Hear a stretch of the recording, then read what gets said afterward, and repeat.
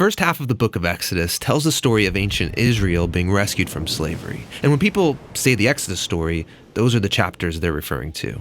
But the book has a second half where Moses gives the 10 Commandments to Israel along with these instructions about building a sacred tent. And what links these two halves together is this crucial story. The people of Israel, they're out in the middle of nowhere. They find themselves at the foot of this mountain called Sinai. And here, God's presence comes dramatically down in the form of a violent storm cloud. Now let's stop a second and talk about this concept of God's presence, because it's really important for the rest of the book.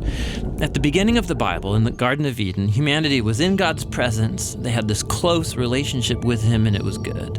But humanity rebels, and the relationship is fractured, and access to God's presence is lost.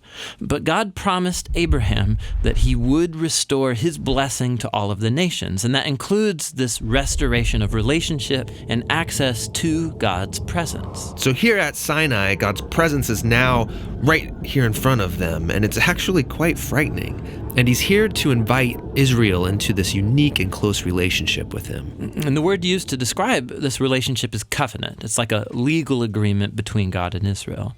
And it's unique because up till now, God hasn't asked Israel to do anything in return, just to trust him. But here on this mountain, God is going to ask Israel to do something. A lot of things, actually. He gives them a whole set of laws. It includes the 10 Commandments. And if they obey these commandments, they will become the people who will represent God to the nations of the world. Like a priest would. Yeah, in fact, that's what God calls them to become, a kingdom of priests. And this is all connected back to the promise to Abraham that his family would become a blessing to the nations.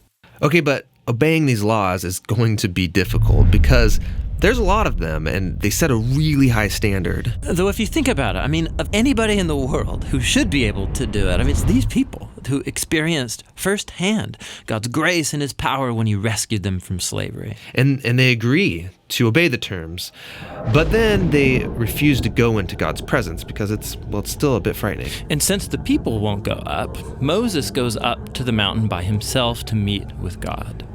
But God still wants to be with all of his people. And so he says, okay, if the people won't come up here to me, I'll come down off this mountain to be with you all. And that's why he orders Moses to build this elaborate tent as a place where God's presence can be among his people. And that's why the next thing we get is 7 chapters of extremely detailed architectural blueprints for this tent. It's really, really long. But every detail is important and has some kind of symbolic value. For example, there's all this Garden of Eden imagery inside the tent. And it's to remind you that when you're in the tent, you are in God's presence. Then we get another 6 chapters describing how they built the tent, which is really just repeating the same blueprints word for word. Now let's back up, because before the tent is finished, there's this super important story. Moses is coming off the mountain with the 10 Commandments and the blueprints in his hands, and he finds Israel breaking the first 2 commands of the covenant. Don't have any other gods before me, and don't worship idol statues. Right, and so here we are. Immediately after agreeing to the covenant, they're throwing this ritual party, they're worshiping an idol.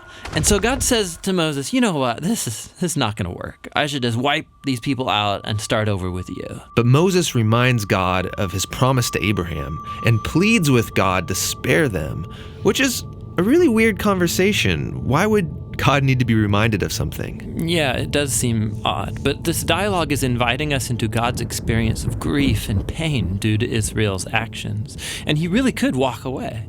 But instead, this God chooses faithfulness to his own promises, even though he knows it's going to cost him.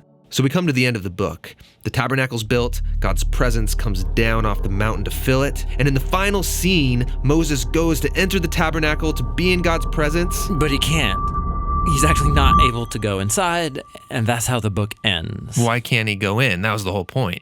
So when Israel worshiped the golden calf, it was like a slap in the face to God's faithfulness. And so Moses can't just waltz into the tent like everything's just fine. There's a deeper problem still in this relationship. Will they ever be able to fix the relationship and go into God's presence? Well, that's what the next book, Leviticus, is all about.